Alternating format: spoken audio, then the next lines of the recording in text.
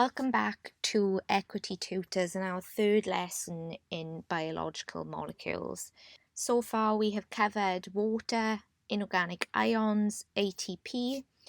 We have learned about the general structure of monomer and polymers and related that specifically to carbohydrates and lipids. And today we are going to learn about proteins and in more specific detail about enzymes, which are a type of protein. So we are going to be talking about proteins today. This is a topic that is really important to understand. So understanding my favourite term, the structure-function relationship, but specifically with proteins, how they can have the same basic building blocks, so the same monomers, they're all made of amino acids, but they have very varying functions in the body. And throughout your A level, we're going to learn about so many different proteins, and it is very easy for an exam question to come up, always relating that back to the structure. Proteins are made up of amino acids. The amino acid is the monomer. Amino acids, you need to know the structure. So they have a central carbon where there are 4 different groups that branch off this central carbon. So you have an amino or amine group, and this is an NH2 group. You have a hydrogen, and then you also have a carboxylic acid group. That is COOH group. And then you finally have a variable R group, which is a carbon-containing chain. So there are 20 different types of amino acids. These 20 different types of amino acids are common in all organisms. So as I mentioned in the first lesson, the biological molecules that we're learning about, they are conserved throughout nature. So these amino acids are the same in all organisms.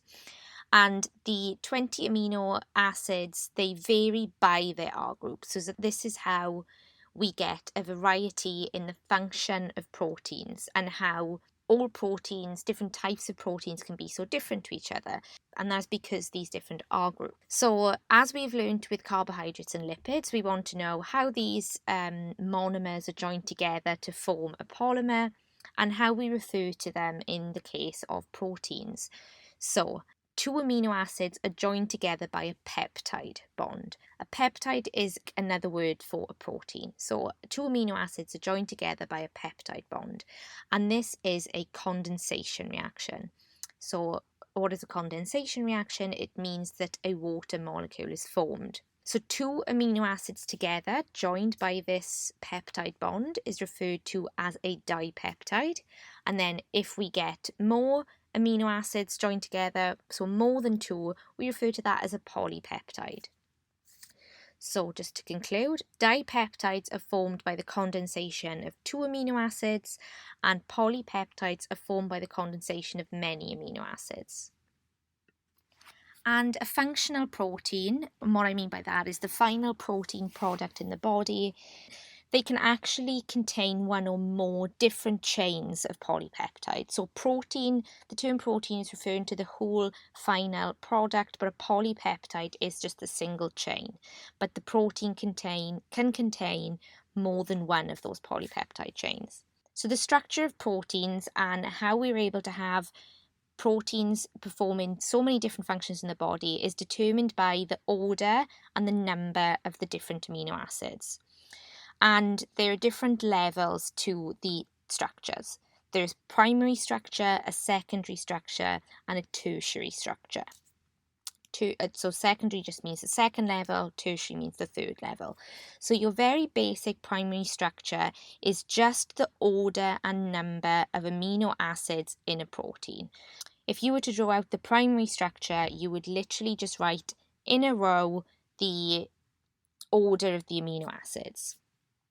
So this primary structure contains the initial sequence of amino acids and will therefore go on to determine the protein's function, because then you move on to secondary structure.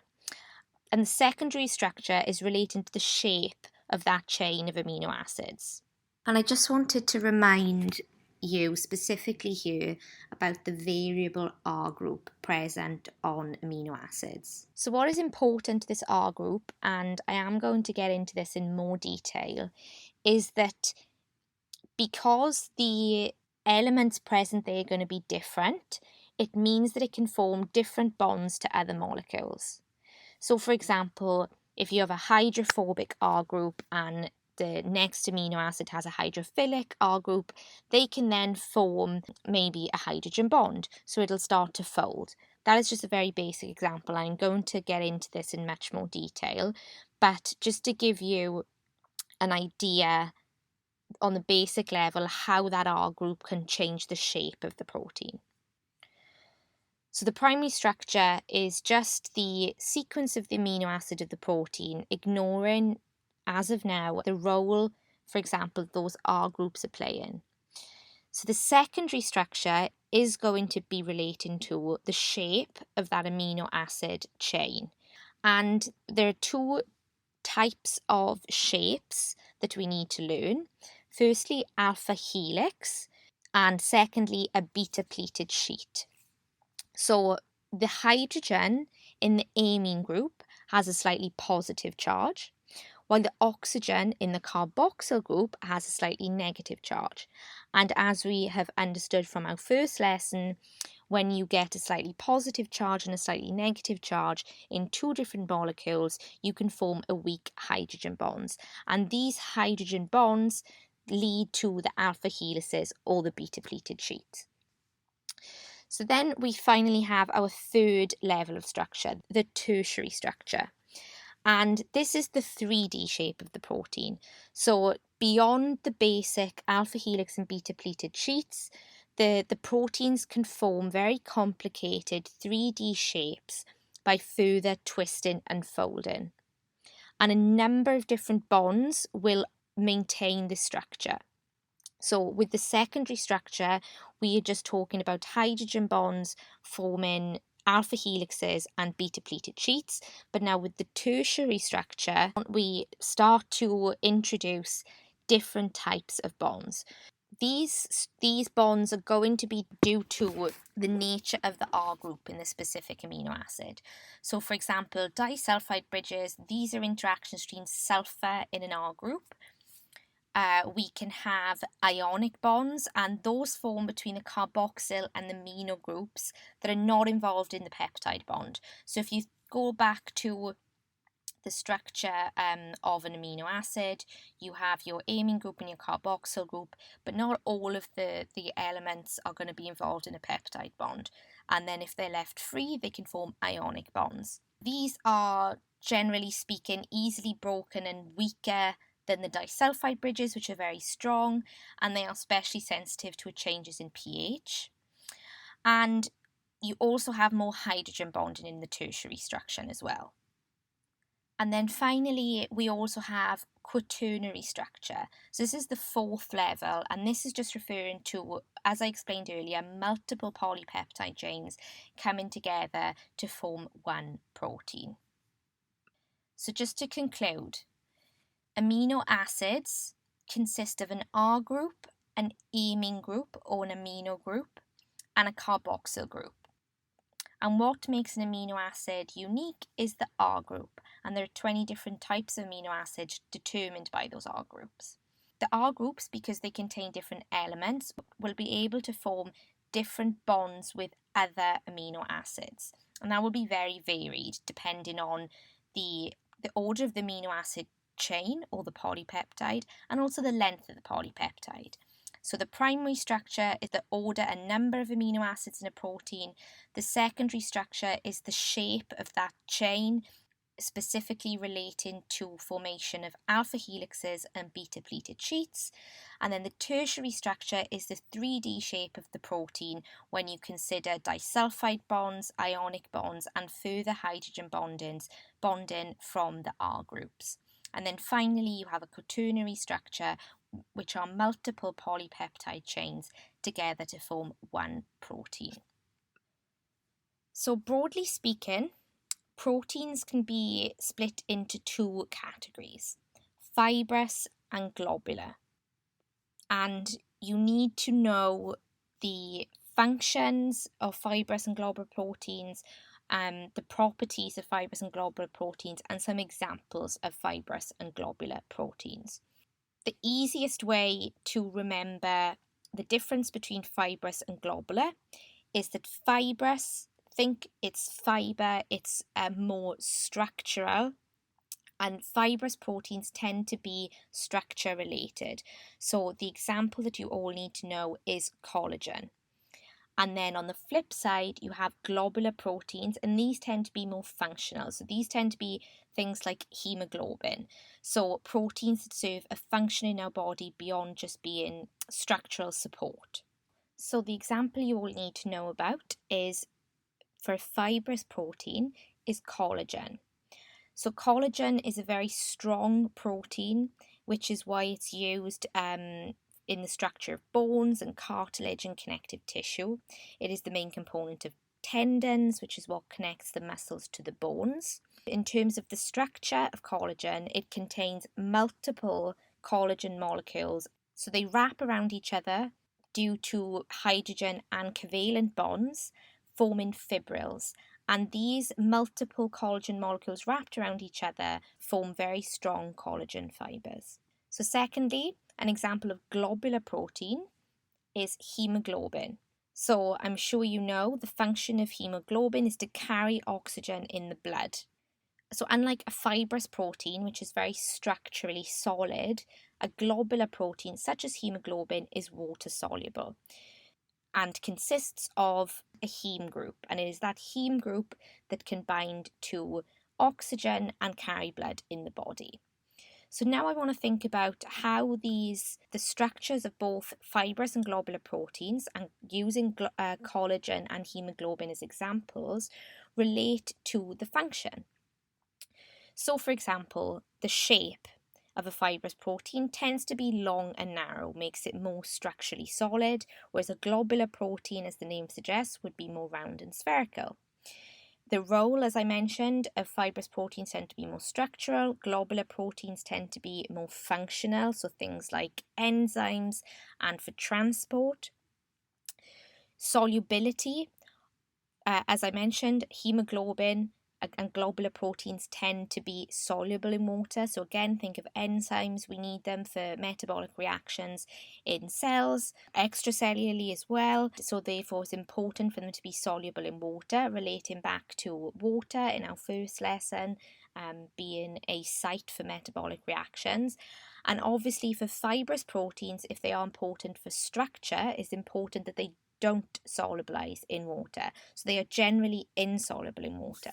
If we look at stability, the fibrous proteins tend to be less sensitive to changes in things like heat and in pH, whereas globular proteins tend to be more sensitive to changes in things like heat and the pH.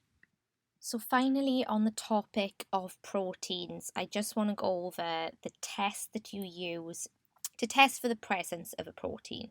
So this is called a Biret test, and this test is specifically checking for the presence of a peptide bond. So some of you may get to do this in real life, some of you may not get to do this, so I'll just talk you through it briefly. So it is carried out as follows. So you place the sample to be tested in a tube and add an equal volume of sodium hydroxide. What does that mean? That means if you have 1 ml of the solution you were testing, you add 1 ml of sodium hydroxide. You then add a few drops of very dilute copper sulfate and mix it together. And then you wait to see if there's a colour change. So if the colour changes to purple, this means there was a peptide bond present and therefore you have a protein. But if there is no peptide bond present, the solution will remain blue. Okay, now we're going to move on to arguably the most important group of proteins in the body, which is enzymes. So you may know already the definition of what an enzyme is. So enzymes increase the rate of reaction by lowering the activation energy. If you've been listening to my follow-up lessons on Patreon, then you will know that I am a big fan of forming a glossary and writing down definitions of certain important words so that you get them perfect in exams, and this is definitely one that you need to memorize. Enzymes increase the rate of reaction by lowering the activation energy of the reaction they catalyze. So what does this mean? It just means that when, for example, if you want two elements to react with each other, enzymes will make that possible and speed up that reaction. So they are a 3D tertiary structured globular protein. So let's unpack that. It's the tertiary structure, as we've just learned, relates to how the amino acid sequence, the polypeptide, twists and folds to form a 3D shape. This is involving disulfide bonds, ionic bonds, and hydrogen bonds. So a few terms you may be familiar with. So firstly, the active site. So the active site is the part of the enzyme where the substrate binds. It's made up of only a few amino acids, and the sequence there is going to be most important to the function of that enzyme. And then the second term that you may be familiar with is substrate, and this is the molecule that the enzyme acts upon. So the enzymes are specific to the substrates, so the substrate will fit nicely into the active site, and a familiar model you may have heard before is the lock and key model. So the key will fit perfectly into the lock as the substrate fits into the active site. And when the substrate fits into the active site, we refer to that complex as the enzyme-substrate complex. And this is called the induced fit model. We refer to the induced fit model because when the substrate binds to the active site, the enzyme fits around the substrate. Structure of the enzyme changes slightly, so induces the fit around the substrate, the induced fit model.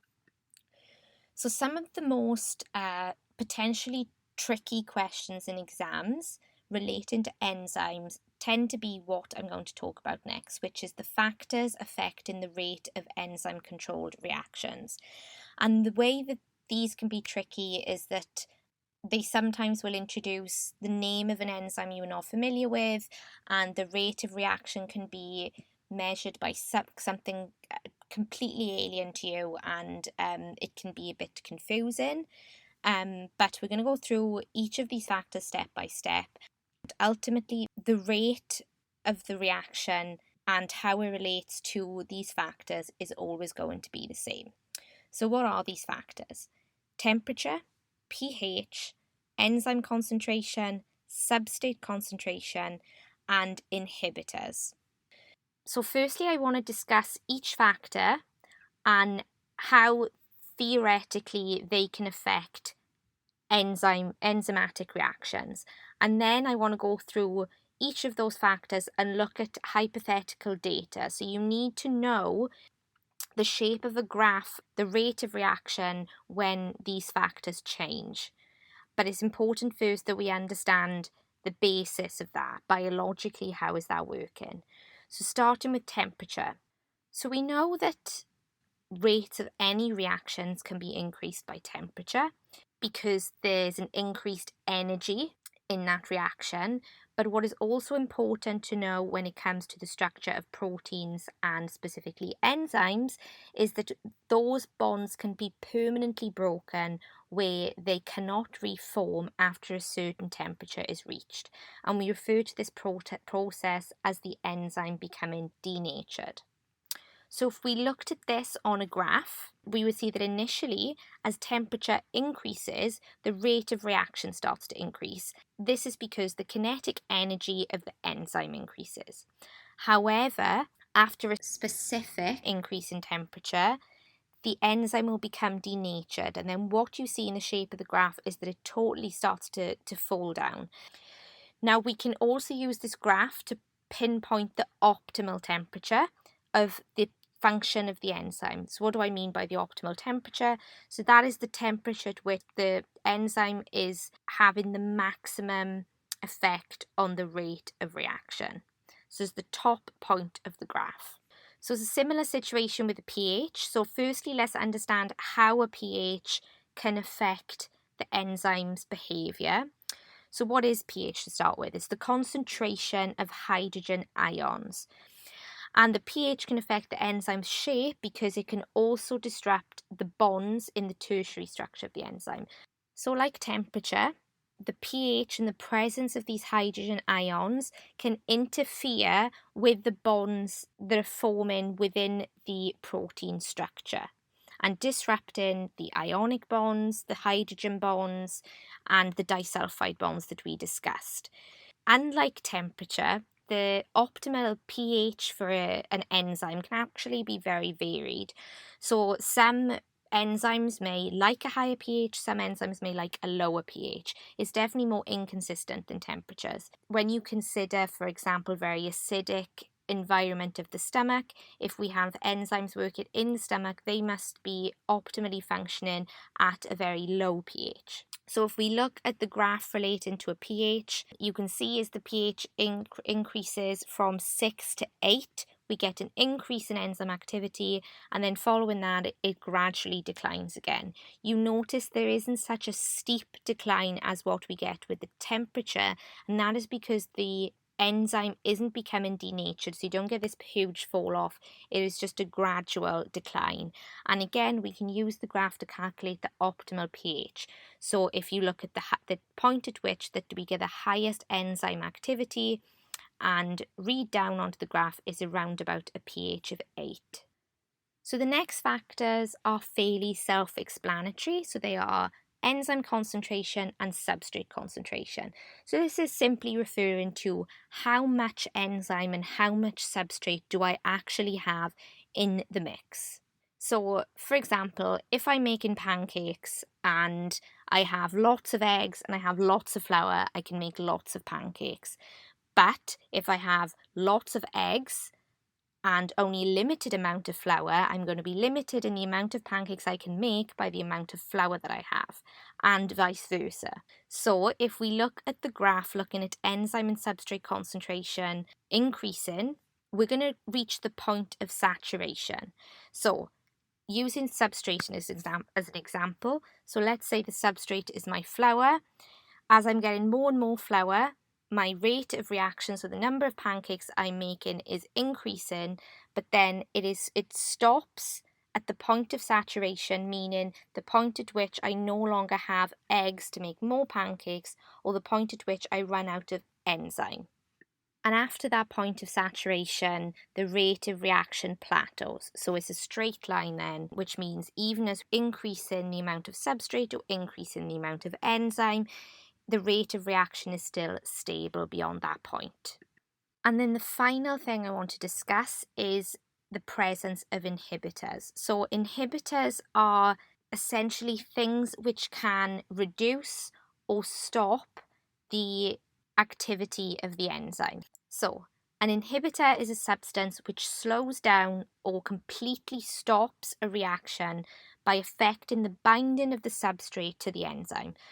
And these can either be reversible or irreversible. So if it's irreversible, it can bind to the enzyme and it won't go away. It is stuck there forever. If it's irreversible, it can bind to the enzyme, but then it may drop off again later. So an irreversible inhibitor will be something that binds to the enzyme and causes a permanent change to the active site, and therefore affects the protein activity and permanently affects its binding to the substrate. So it's caused irreversible damage. An example of this is something called cyanide. This is a super toxic nerve gas. This covalently bonds to the active site of an enzyme and prevents the binding of its substrate. Reversible inhibitors form weaker bonds to the enzyme, so usually hydrogen bonds or ionic interactions, and therefore they do not bind permanently. And we can further split reversible inhibitors to competitive or non-competitive. So competitive inhibitors mean that they literally bind in the active site in the same place as the substrate. So it's competing for the active site with the substrate. A non-competitive inhibitor will bind to somewhere other than the active site, and we call this site an allosteric site. But a binding of that inhibitor to the site that is in the active site will still change the shape of the active site and therefore prevent the binding or reduce the binding of the substrate. And we finally want to look at how these inhibitors will also change these rate of reaction graphs.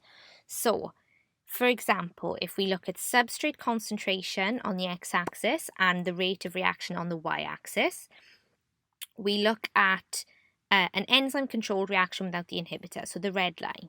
So we have, as the substrate is increasing, the red line will increase in line with the rate of reaction, so we get a higher rate of reaction with more substrate up to a point, so the point of saturation, and then the line starts to flatten again. So if we repeated that experiment with a competitive inhibitor, what you see is that it's generally slower. It's taken a longer time to reach the point of saturation, but it still does get there. So essentially what's happening here is that it's a competition. It's a competition between the substrate and between the inhibitor. So the inhibitor concentration is staying the same while the substrate concentration is increasing. So as you get more and more substrate, it is out-competing the inhibitor until it ultimately reaches the same point of saturation because we then run out of enzyme. So the rate of reaction is slower, but we still get to the same maximum rate of reaction. Now, if you look at the blue line, the same reaction with a non-competitive inhibitor, you see that it never reaches the same point of saturation. It never reaches that high rate of reaction. And this is because the non-competitive inhibitor is binding to the enzyme. Regardless of the increasing amount of substrate, you still can't get rid of that non-competitive inhibitor, so the substrate concentration is having no effect. So not only is the rate of reaction slower, but you also never reach the same height of rate of reaction. So I'll just go over the section on enzymes. Definition of enzyme, which is to increase the rate of reaction by lowering the activation energy of the reaction they catalyze. We have an active site, which is the area of the enzyme the substrate binds to. Substrate is the molecule that the enzyme acts upon. The enzyme-substrate complex is what we call the structure of the enzyme once it's bound to its substrate, and we call this the induced fit model. And then we have several factors that affect the rate of enzyme-controlled reactions. These are temperature, pH, enzyme concentration, and substrate concentration. And then we have inhibitors. An inhibitor is a substance which will slow down or stop a reaction by affecting the binding of the substrate to the enzyme. These can either be reversible or irreversible. And then for reversible inhibitors, we also have competitive and non-competitive inhibitors. So the final thing I want to mention, this is just for OCR students only. So if you're not an OCR student, you can fast forward to the end. And that is cofactors. So cofactors is a non-protein compound that is required for the enzyme activity to occur. And there are three different types. So we have coenzymes, activators, and prosthetic groups. So these are just additional things needed by the enzyme for the enzyme to work. So starting with a coenzyme. This is an organic cofactor. They do not bind permanently. They just facilitate the binding of the substrate to the enzyme. So they just bring them together. Secondly, you have activators. So activators are inorganic metal ions. So these shouldn't be new words to you. We learned about inorganic ions in the first lesson. And again, these temporarily bind to enzymes, altering the active site, and makes the enzyme work and bind to the substrate. And then finally, we have prosthetic groups. So prosthetic groups, again, they are organic molecules which permanently attach to the enzyme. And one great example of this is hemoglobin. And hemoglobin contains a prosthetic heme group, which contains iron. The iron permanently binds to the hemoglobin and is necessary for hemoglobin to function. So that is all for our lesson today. If you can, join me for the follow-up lesson on Patreon in a couple of days. I really do think they are helpful, especially for understanding the differences between the different exam boards and understanding practically how you're expected to relate this information to an exam question. Thank you so much for listening. Remember, you can access additional content on our Patreon page by searching for Equity Tutors, where we have a second 30-minute lesson every week, plus monthly bonus content. You can also find us on most social media platforms. We will keep you updated on new content, and you can find us there by searching for Equity Tutors UK. Please like, share, subscribe and comment wherever you are listening, and if you're enjoying, please leave a review. Bye! Bye!